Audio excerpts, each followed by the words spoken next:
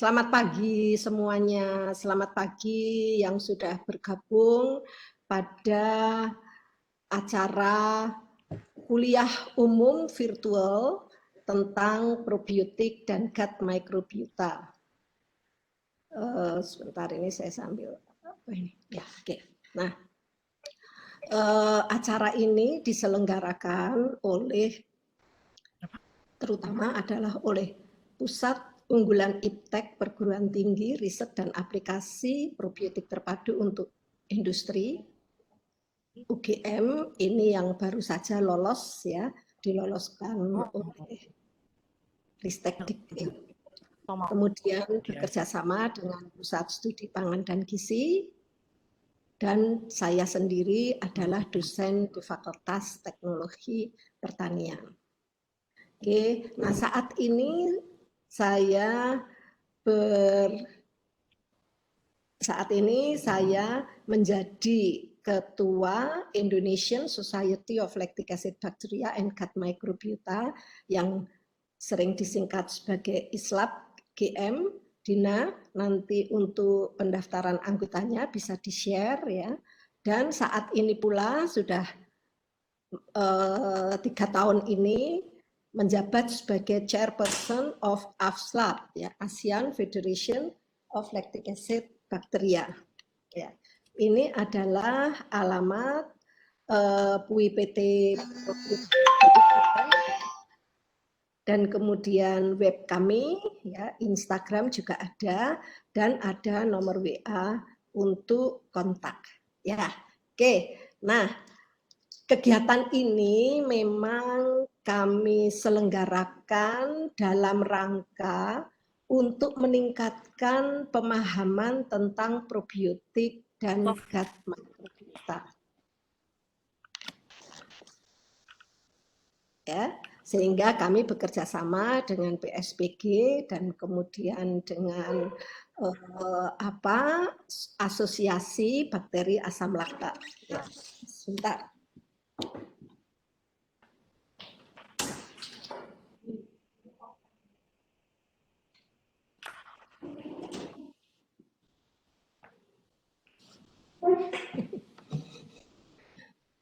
Oke, ya. Tadi sudah disampaikan oleh Mbak Dina bahwa tahun lalu kami menerbitkan buku probiotik dan gut microbiota, ya. Saya dengan Bu Tias. Ini nanti isi dari kuliah umum saya juga terutama diambilkan dari buku yang saya tulis, ya. Khusus untuk kesehatan yang didukung oleh gut microbiota ini nanti akan disampaikan oleh kolik kami dari Udayana, Pak Sujaya, ya. Dan kemudian untuk probiotik pengenalannya nanti akan disampaikan siang ini oleh Bu Tias Utami. Ya, ini bukunya ya lumayan lengkap dan pada umumnya merupakan hasil penelitian ya dari tim probiotik UGM ya, yang mungkin sudah mencapai 20 tahun lebih ya kami kerja di bidang probiotik ini. Oke, ya. Nah, apa itu gut microbiota ya? Gut microbiota tentu saja untuk mendalami gut microbiota ya kita harus melihat bagaimana ini saluran pencernaan. Ya. Di sini terlihat bahwa gut microbiota yaitu ya mulai dari mulut sampai dengan anus ya, ini untuk gut microbiota. Ya. Tapi gut microbiota sendiri paling banyak ada di kolon. Ya, kolon ini merupakan tempat paling banyak ya dihuni oleh mikroorganisme. Ya. Nah, sehingga kalau kami mengatakan gut microbiota itu kan ya tidak mungkin mengambil langsung dari kolon, sehingga yang dikoleksi adalah dari feses. Ya, nah diharapkan mikrobiota yang ada di feses ini merupakan cerminan dari mikrobiota yang ada di kolon. Ya, nah kalau kita ingin betul-betul melihat gut microbiota, misalnya di usus halus dan sebagainya, untuk manusia ya tentu saja perlu adanya endoskopi. Nah ini mungkin harus bekerja sama dengan para ahli atau dokter-dokter penyakit dalam yang untuk bisa mendapatkan sampel-sampel dari bagian-bagian usus. Nah, di UGM ini bagaimana penelitian gut microbiota dilaksanakan? Ya, kami menerjunkan ini yang kami sebut sebagai tim pemburu feses. Ya, termasuk Dina itu juga merupakan tim pemburu feses. Ya, kami sudah pernah mengoleksi kalau Yogyakarta paling banyak ini ya sampel kami ambil dari Yogyakarta. Yogyakarta pun juga di beberapa daerah. Kemudian Bali, Lombok, dan Samosir. Ya. Nah biasanya kita berangkat menggunakan ini apa? Ini kayak turis aja, koper-koper besar ya. Tapi koper-koper besar ini sebetulnya isinya adalah icebox ini yang sudah diisi dengan sampel-sampel feses ya. Tentu saja kita membutuhkan pendingin agar sampel itu tidak mengalami kerusakan ya. Jadi pendingin ini biasanya kita letakkan dulu di freezer. Nah, kemudian setelah feses diambil ya dari toilet gitu ya. Nah, kemudian disimpan dalam ini apa namanya kok nggak kelihatan ini apa tabung ya yang sudah ada RNA letternya supaya awet. Nah kemudian untuk perjalanan bisa kita tempatkan icebox dengan gel-gel begini ya pendingin. Nah sampai ini kami kumpulkan itu di Bali. Kita menyewa rumah dan kemudian sementara kita bekukan di lemari es ya. Nah ini dalam perjalanan pulang kita kemas seperti ini ya. Jadi ya kalau pulang harus kita bawa sendiri karena kalau tidak harus menggunakan ekspedisi transportasi kan ini membutuhkan waktu yang lebih lama. Jadi ini layaknya turis aja bawaannya koper-koper besar ya, padahal sebetulnya isinya feses yang sungguh berharga bagi tim peneliti atau tim pemburu feses ini. Nah, ini adalah para lansia yang ada di rumah lansia di Bali. Ini para pemburu feses ini dengan sabar menanti para lansia agar pagi hari pada saat mereka BAB itu fesesnya bisa dikoleksi ya ini oleh para pemburu feses ini dan kemudian dikemas di dalam icebox. Nah ini cara kami mengoleksi feses ya. Paling jauh sampel yang kami ambil itu dari Samosir ini dengan tim peneliti Tama ya dan Nancy ya kita kirim para pemburu feses ini. Yang paling akhir ini tim pemburu feses Lombok. Ini Lombok itu kalau tidak salah kami sudah melakukan penelitian 2 kali di sana. Nah, bagaimana analisa yang kita lakukan? Memang kita tidak melakukan analisa itu menggunakan metode kultur atau ditumbuhkan dengan media. Untuk bakteri-bakteri spesial memang bisa ditumbuhkan pada media tertentu. Ya, tetapi kalau feses kan ya fesesnya mungkin tidak, kalau tidak langsung, kalau feses dari Jogja langsung diuji pakai media itu masih oke. Tetapi kalau feses dari luar Jawa kan tidak mungkin ya, sehingga kita lakukan dengan cara-cara molekuler. Yang penting adalah bahwa DNA itu kita isolasi ya yang ada di feses dan kemudian kita menggunakan alat yang sekarang ini sungguh sangat advance ya. Jadi sekarang ini kan alat-alat alat yang digunakan untuk mendeteksi ya, mensequence DNA yang ada pada sampel ini kan sudah dimiliki oleh beberapa lab yang kalau di Indonesia mungkin di Inasisi ada ya, atau di Singapura atau kerjasama dengan luar negeri.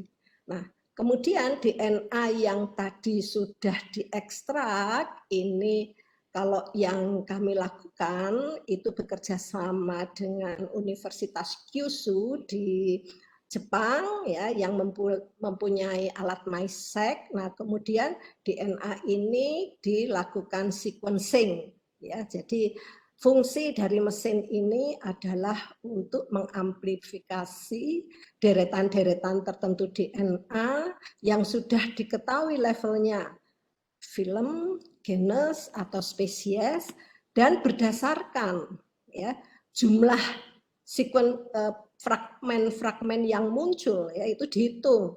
Semakin banyak fragmen DNA, nah ini nanti tentu saja diperkirakan populasi mikroorganisme itu juga dominan ya sehingga nanti kita menyebutkannya sebagai abundancy ya, dominansi atau richness gitu ya.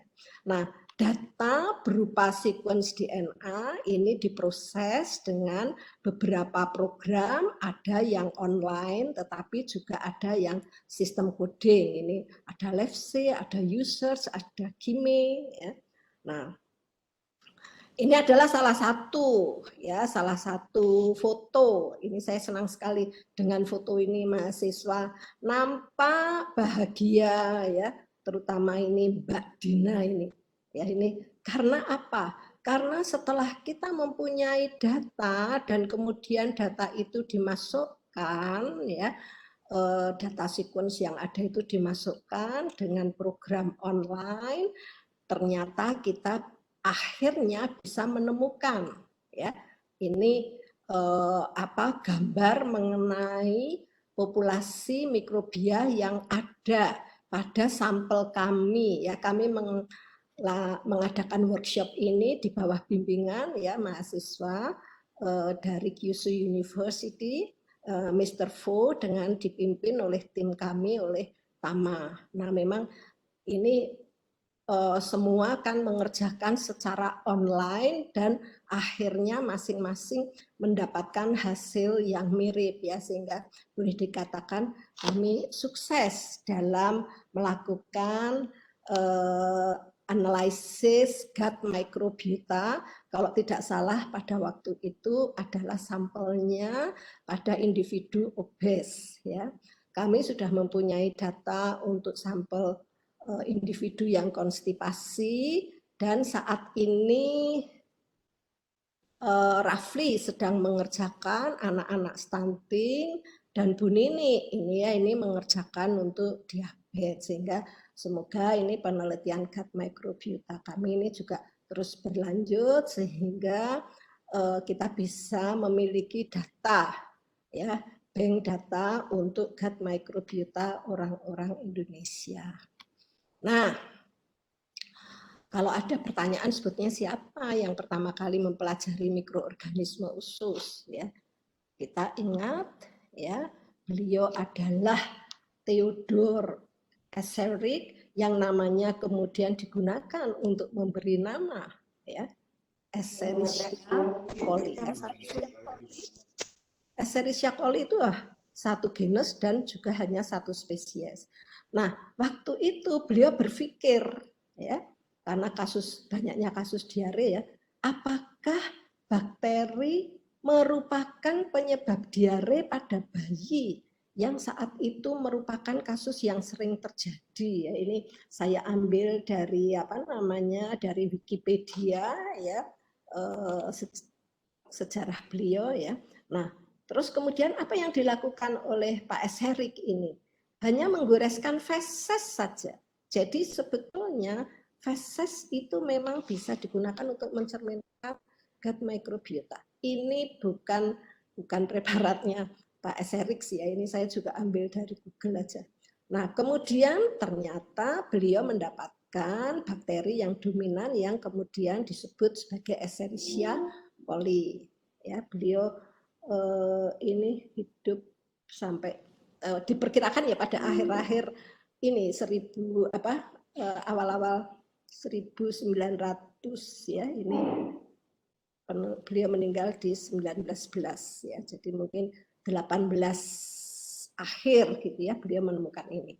Nah berikutnya disusul oleh Henry Tisser, ini dari Perancis ya, beliau bekerja di Institutnya Pasteur ya, Institut Pasteur ya, dikenal sebagai founder of Bifidobacterium animalis, sama yang dilakukan ya, menggunakan preparat, mengusir-ngusirkan feses bayi-bayi yang diare dan juga bayi yang sehat. Beliau menemukan bahwa pada bayi yang diare itu ternyata bakteri yang berbentuk bifid begini ini populasinya itu rendah, sehingga beliau menyampaikan bahwa mungkin memang bakteri bifid ini diperlukan ya, diperlukan di dalam kesehatan usus ya. Nah, ini kemudian 50 tahun berikutnya baru ada yang disebut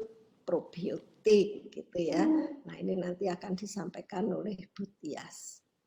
Nah, bagaimana ini perkembangan mikrobiota pada saluran pencernaan? Ini disampaikan oleh Mitsuoka tahun 82. Tentu saja mikrobiota ini adalah ya masih menggunakan peralatan yang sangat sederhana, walaupun ternyata dengan evidence baru pun ya, dengan alat-alat yang canggih, ilmu ini masih sangat mendukung ya. Jadi bayi lahir diperkirakan steril dan kemudian terjadi kolonisasi awal berbagai jenis bakteri. Kalau kita lihat ini sampai dengan 7 hari ya, yang banyak itu muncul adalah bakteri-bakteri yang fakultatif anaerob ya. Kemudian 2 hari berikutnya ini kalau menurut perkiraan ya kami dan juga beberapa peneliti, ini saat bayi mulai menyusui ya, ini bifidobacteriumnya meningkat dan kemudian mendominasi. Nah pada saat meningkat ini bakteri-bakteri tadi fakultatif anaerob itu mulai turun ya, terus diikuti juga dengan peningkatan bifidobacterium itu juga diikuti dengan obligat anaerob ya. Nah terus kalau kita lihat di sini ya, ini yang disampaikan oleh Pak Mitsuoka ya, bahwa pada saat lahir itu belum banyak variasinya. Nah, kemudian pada saat disapih ini mulai terjadi ya perubahan mikroorganisme, komunitas mikroorganisme yang ada di usus. Nah, untuk remaja, anak-anak sampai dewasa ini kelihatannya itu memang stabil, tidak banyak perubahan. Baru kemudian setelah senior lanjut usia ini berbagai bakteri itu mulai ada yang turun dan kemudian beberapa ada yang meningkat ya. Nah, ini nanti yang akan kita lihat bagaimana situasi di Indonesia. Nah, Pak Mitsuoka juga menyampaikan adanya keseimbangan gut microbiota. Mikrobiota itu didominasi oleh berbagai jenis mikroorganisme yang mempunyai peran simbiotik ya dengan kita, atau juga penyebab patogen, sehingga sering kita sampaikan bakteri-bakteri yang baik itu akan menekan bakteri-bakteri yang kurang baik ya. Nah, apa ini contoh bakteri yang baik? Ini sudah saya bold, Bifidobacteria. Ini kalau kita lihat, ini panahnya itu semua menuju ke beneficial effect. Demikian juga Lactobacilli. Nah, kalau kita lihat ini Escherichia coli di sini ya, ya memang kita sering menyebutkan itu mungkin menyebabkan patogen ya, walaupun ya sebetulnya memang merupakan penghuni usus ya yang umum ya, tadi disampaikan oleh Pak Escherik ya. Nah, kemudian yang paling dominan ini menunjukkan populasi ya. Di sini itu menunjukkan populasi. Yang dominan itu Bacteroides. Ini ternyata sebagian ada yang membawa manfaat ya dalam sintesa vitamin, sintesa protein, short chain fatty acids, tetapi ada juga beberapa yang ternyata itu juga merugikan ya. Nah, pada kondisi yang seimbang inilah ya, pada keseimbangan gut microbiota. Nah, ini ya terjadi justru malah bakteri-bakteri ini mendukung kesehatan. Ya, diharapkan memang usus kita terjadi keseimbangan gut microbiota. Oke, nah berapa banyak isi mikroorganisme yang ada di usus kita ya, ini adalah gambar usus besar ya. Gut microbiota ini merupakan komunitas yang kompleks dan dinamis. Spesifik untuk masing-masing individu ya, yang tergantung dari lingkungan, pola makan, pola hidup, dan faktor genetik. Ternyata ya dari analisa yang dilakukan ya perkiraannya itu lebih dari 1.000 spesies, bahkan bisa mencapai 4.000 spesies. Dengan jumlah mikroorganisme itu berkisar antara 10 pangkat 12, kalau di total ya, ini per gram ya, per gram kandungan itu ya, kandungan usus. Kalau di total itu bisa sampai 10 pangkat 15, pokoknya triliunan. Ya, ini 10 kali lebih banyak dari sel manusia yang hanya 10 pangkat 14. Nah, kemudian kalau dilihat dari gen yang dimiliki mikroorganisme, ini kalau ditotal bisa sampai 100 kali ya gennya itu. Jadi lebih banyak ini sehingga berbagai metabolisme itu bisa berlangsung atau berlangsung pada kolon ini ya karena peristiwa yang dilakukan oleh mikroorganisme. Nah, total berat mikroorganisme itu kalau di ini ya kira-kira 1,5 kilogram sendiri dan merupakan penyumbang berat feses itu 60%. Nah, sekarang ada istilah human gut microbiota, ada microbiome gitu ya. Kalau human gut microbiota ini sering ya kita identikan dengan mikroorganisme. Kalau microbiome itu kita identikan dengan material genetik. Dina, ininya dimatikan ya, mikrofon yang lainnya ya.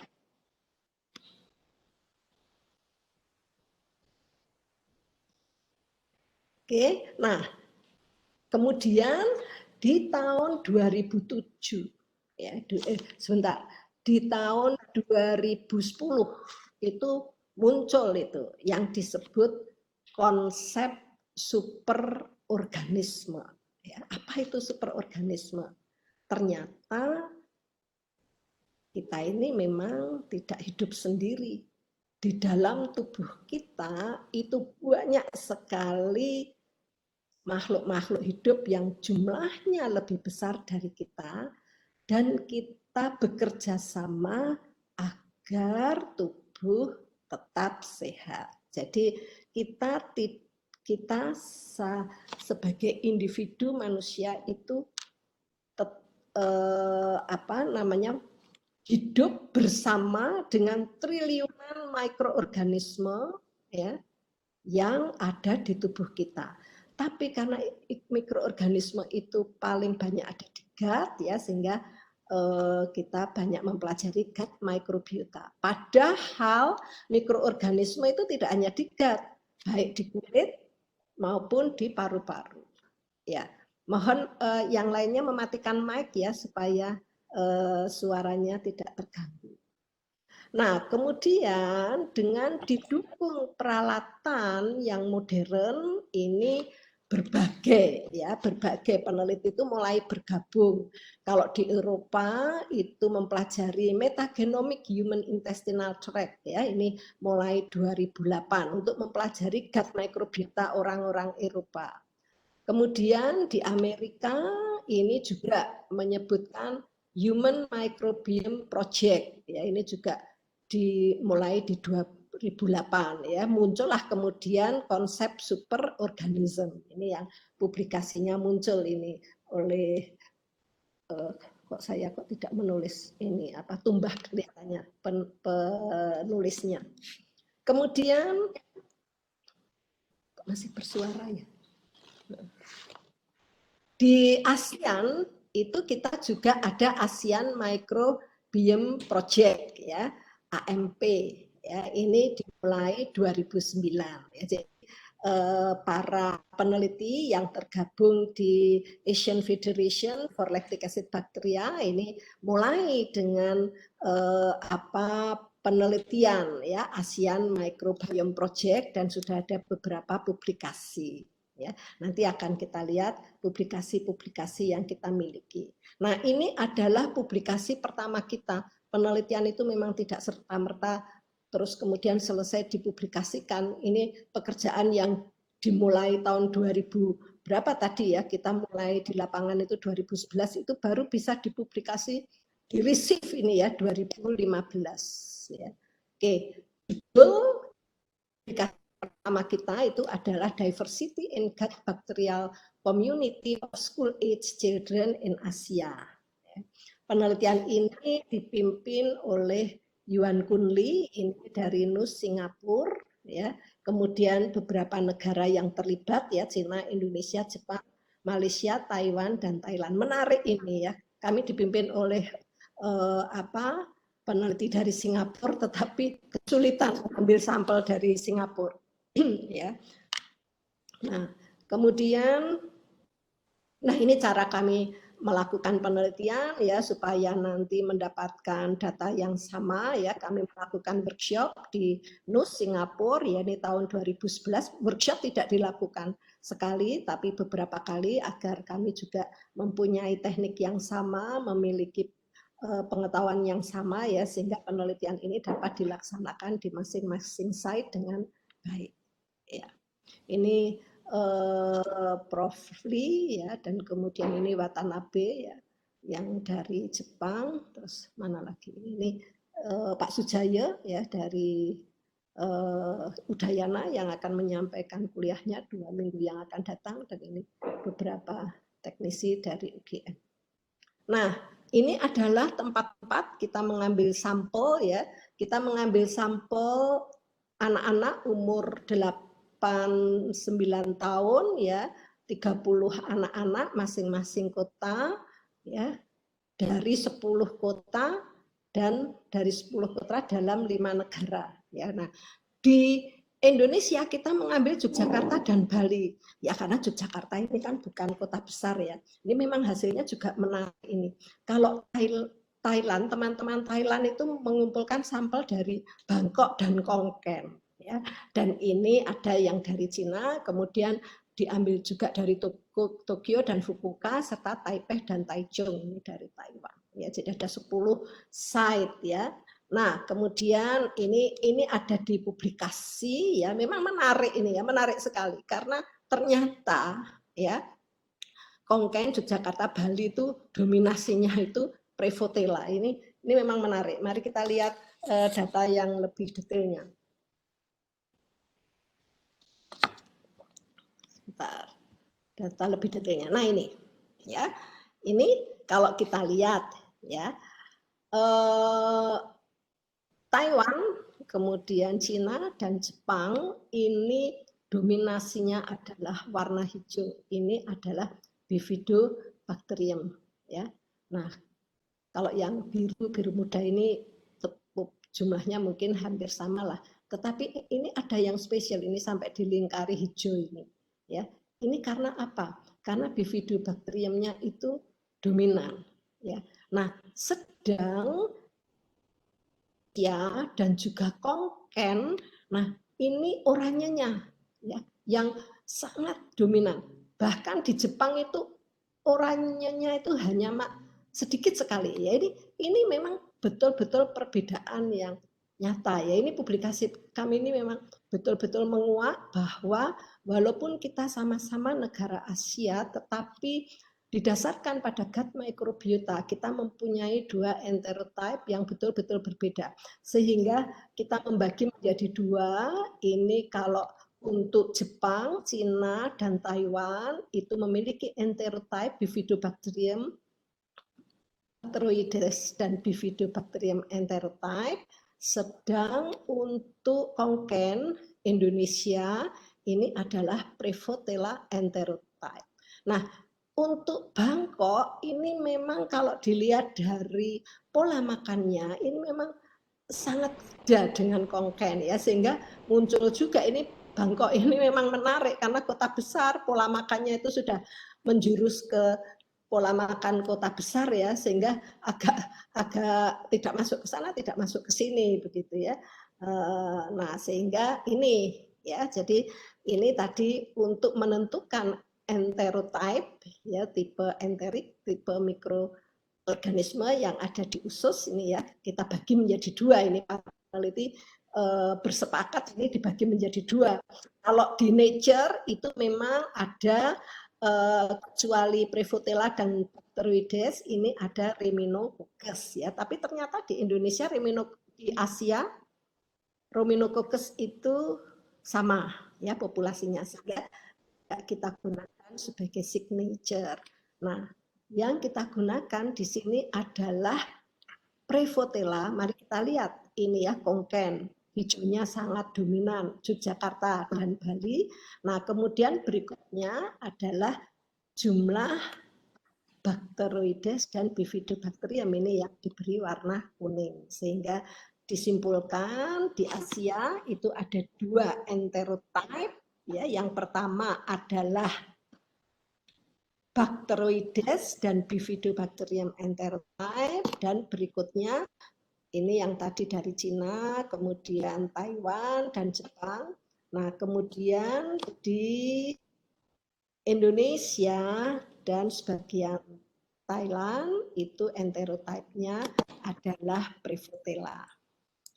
Nah, berikutnya adalah ini hampir sama ya, penelitian, tetapi kami juga mengumpulkan untuk adult ya 150 orang dan juga lansia dari lokasi-lokasi yang sama dengan tadi ya. Nah, memang ternyata ada sedikit perubahan ya. Jadi kalau anak kemudian dewasa ya, ini perkiraan kita itu adalah stabil, dan kemudian saat lansia ini gut microbiota mulai mengalami perubahan lagi. Nah, ini bisa kita lihat di sini. 2 jenis bakteri ini yang menjadi topik untuk kita diskusikan ya para peneliti, ini adalah Bifidobacteriaceae. Kita mengenal Bifidobacteriaceae itu sebagai bakteri yang baik, dan kemudian kita bandingkan dengan Enterobacteriaceae ya. Ini dalam hal keseimbangan gut microbiota ya. Jadi kalau kita lihat ini seluruhnya ya, seluruh dari berapa negara ini, dari 5 negara ini Korea masuk ini ya. Nah, kita lihat di sini di semua negara itu Bifidobacterium populasinya turun pada saat lansia. Di lain pihak itu Enterobacteriaceae-nya itu naik. Nah, ini yang tadi disebut ya, ini mulai keseimbangan gut microbiota itu bergeser pada lansia ya. Ternyata untuk lansia itu terjadi penurunan bakteri baik, dalam hal ini Bifidobacteriaceae, dan kemudian peningkatan diganti ya, ini diganti oleh peningkatan Enterobacteriaceae. Ini Enterobacteriaceae ini kan dikenal sebagai bakteri-bakteri yang kurang kurang bersahabat ya.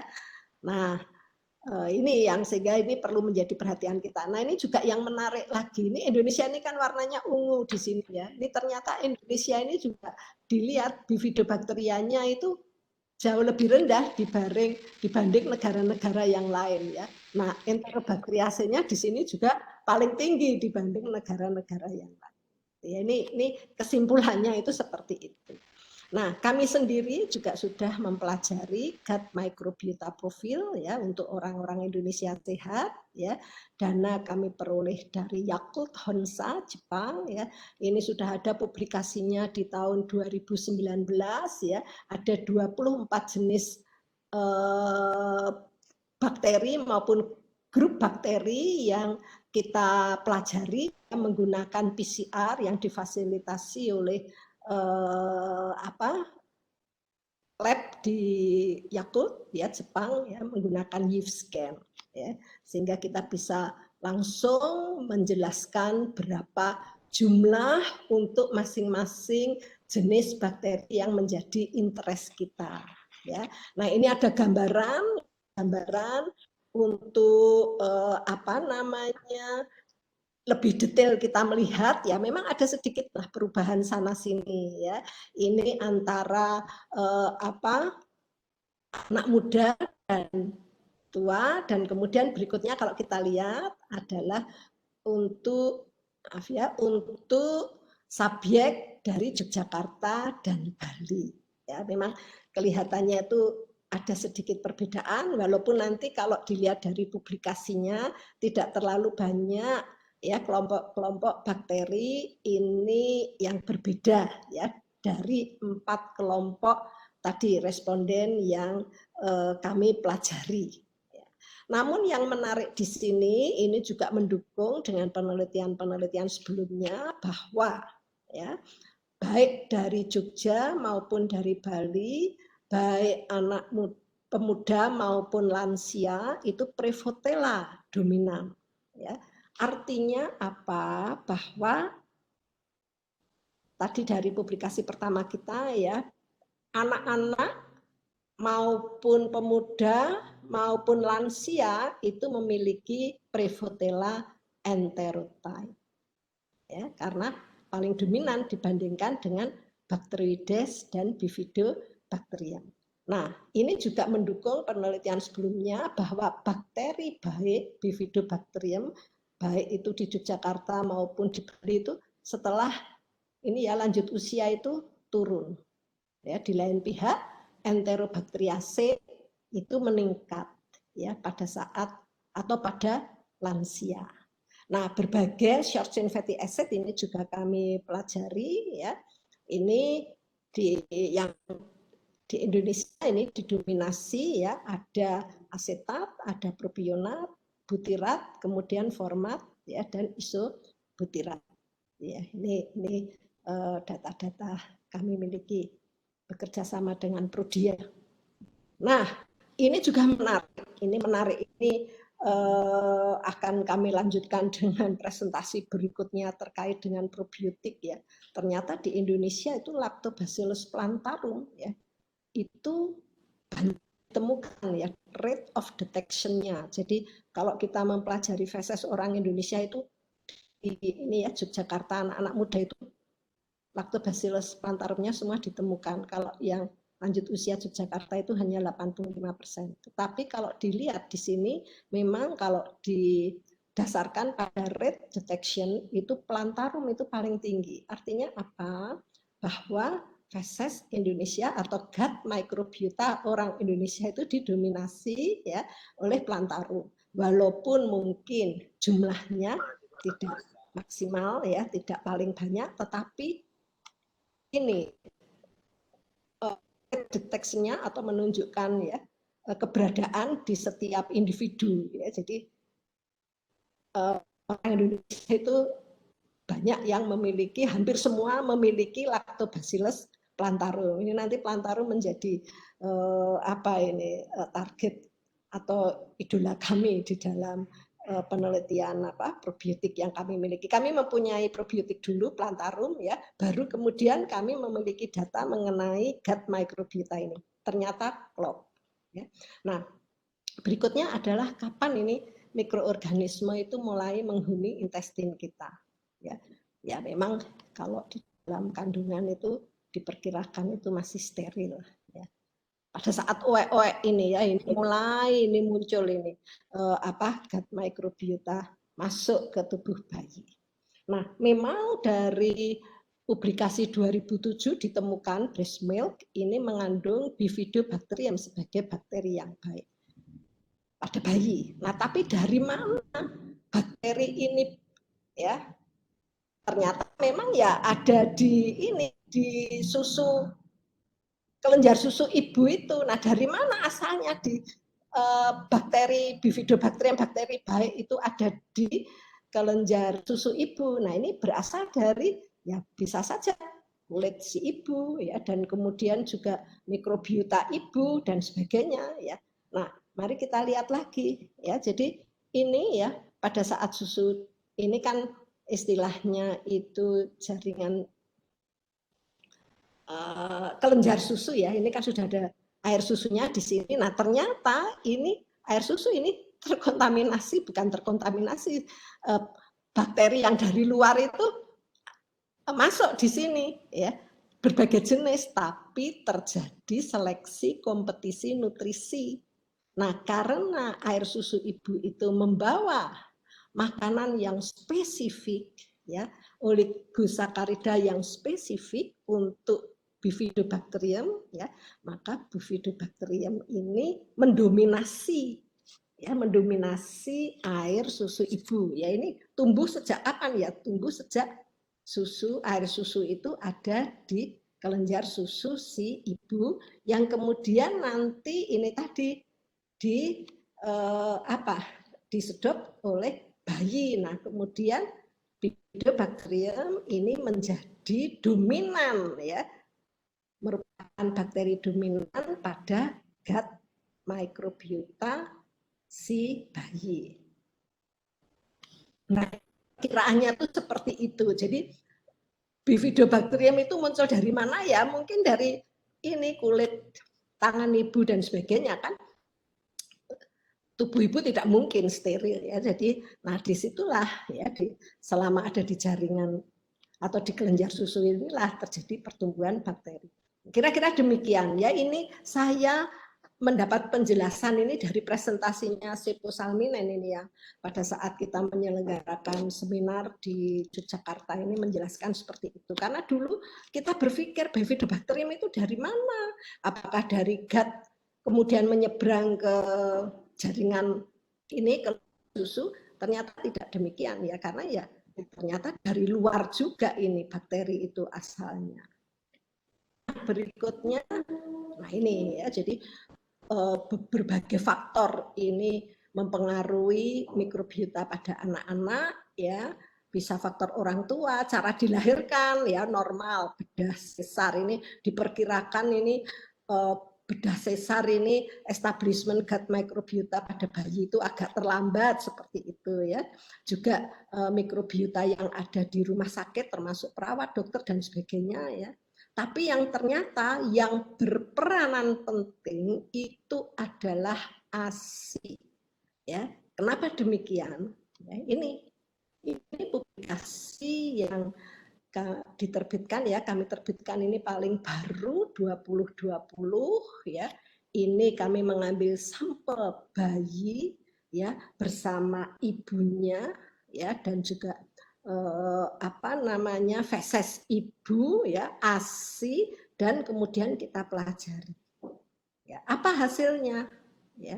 Ternyata yang kita memang tidak bisa mengambil langsung setelah lahir ya, 1 bulan ya setelah lahir ini bayi itu didominasi oleh Bacteroides dan Bifidobacterium. Oke. Tapi begitu disapih bayi mulai bergeser ke Prevotella enterotype seperti ibunya. Jadi kesimpulan secara umum dulu kita mempunyai hipotesa bahwa ya bayi itu akan mendapatkan mikrobiota dari ibunya gitu ya. Kalau ibunya banyak Prevotella ya, diperkirakan bayi juga didominasi oleh Prevotella. ternyata dari penelitian yang kami lakukan bersama ini ya tidak demikian. Ibu yang prevotella pun pada saat bayi mengonsumsi ASI ya ternyata memang didominasi oleh Bifidobacterium. Nah, jadi memang di sini nampak bahwa ASI itu memiliki peranan penting ya untuk membuat gut microbiota bayi itu sehat, didominasi oleh bakteri baik Bifidobacterium. Itu ya. Nah, pada saat disape itu mulailah ya. Bahkan dari penelitian ini diketahui Bifidobacterium itu turun drop ya setelah itu berumur 2 tahun. Ya pada anak-anak umur 2 tahun itu Bifidobacterium itu populasinya itu drop ya, turun dengan rendah dan kemudian digantikan dengan Prevotella ya. Nah, sehingga ini kan juga kita melihat memang konsumsi susu di Indonesia itu kan memang masih rendah ya. Anak-anak bahkan kita itu kalau disuruh mengonsumsi susu anak-anak itu kadang malah protes kok kayak bayi minum susu begitu ya. Nah, ya sebagian besar orang kan berpikir bahwa apa namanya susu itu dikonsumsi sebaiknya sepanjang itu ya hidup gitu ya karena memang menyehatkan gitu ya. Tetapi ternyata ya di Indonesia karena konsumsi susu itu bukan menjadi tradisi, ini juga nampak ya dalam pola gut microbiotanya ini. Anak-anak setelah 2 tahun ini sudah Bifidobacteriumnya itu drop ya. Nah, mana yang mendominasi seperti ibunya yaitu Prevotella ya, sehingga kita sebut sebagai Prevotella enterotype. Setelah disape ini mikrobiota anak-anak itu bergeser ke Prevotella enterotype seperti ibunya. Ya, jadi ini penelitian ini juga hasilnya itu sangat bagus ya, sehingga ternyata memang gut microbiota itu sangat dipengaruhi oleh ASI, bukan oleh gut microbiota yang berasal dari ibu. Ya, ini adalah penelitian kami yang terakhir ya. Ini karena sudah jam 10 ya, ada beberapa yang ingin kami sampaikan, tetapi mungkin ini sedikit mengenai ini ya, terjadinya dysbiosis ya, bahwa gut microbiota ini mengalami gangguan ya. Ini kapan terjadi ya? Pada saat ini ya, kita mengalami beberapa penyakit. Sekarang itu semua penyakit dikaitkan dengan gut microbiota ya. Jadi ini adalah yang saya paling senang menggunakan ini gambar ini bahwa gut microbiota ini tidak hanya menjaga kesehatan usus tapi juga menjaga kesehatan otak, menjaga kesehatan liver, dan ternyata gut microbiota ini juga dikaitkan dengan lung ya.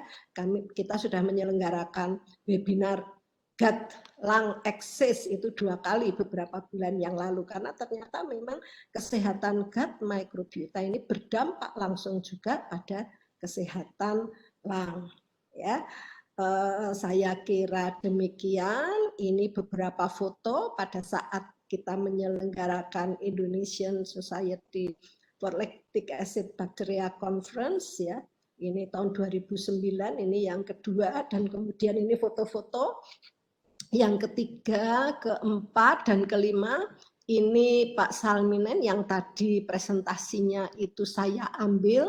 Kemudian ini Watanabe juga yang tadi presentasinya saya ambil. Kemudian Jiro Nakayama ini merupakan partner penelitian kami di Kyushu University. Pak Jimmy ini dari Yakult ya yang mensponsori kegiatan gut microbiota kita. Terus kemudian Prof. Lee mana ya kok Prof. Lee kok tidak muncul di sini ya. Oke, terus kemudian ya ini beberapa kolaborator kami. Kemudian ini baru saja diselenggarakan tahun lalu ya Asian Conference on Lactic Acid Bacteria Ini Prof. Lee, leader di penelitian gut microbiota. Dan Prof. Tumita itu adalah founder dari AFSLAB. Ya, ini para panitia ya yang selalu bergembira walaupun pekerjaan berat menantang, dipimpin oleh Dina. Oke, jangan lupa visit website kami ya untuk melihat kegiatan-kegiatan kami di bidang probiotik. Dina, terima kasih ya. Ini saya kembalikan.